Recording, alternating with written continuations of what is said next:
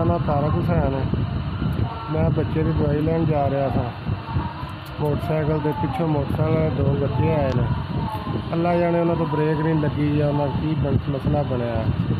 उन्हें मेरे विच मारी है, मैनू चुक के थले मारिया।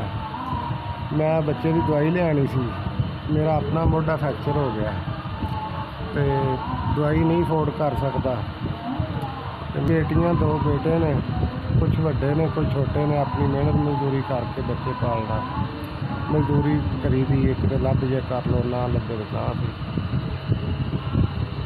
हॉस्पिटल लै गया हैं 11-22 वाले, उदों ऑपरेशन का उन्हें कहा सी। मैनू शुगर सी, शुगर की वजह तो मैं ऑपरेट नहीं करवा सकिया क्योंकि मैनू मसला हो जाना सी। तो मैं ज़हन यही है कि मैनू चलो कोई खर्चा ज़्यादा शायद लग जाए तो इत्थे ही बच जावां घर ही।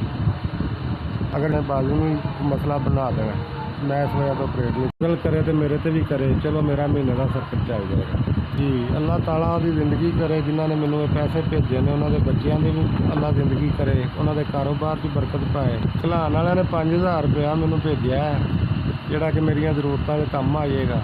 अल्लाह ताला उन्होंने भला करे, खैर करे, उन्होंने कारोबार की बरकत पाए।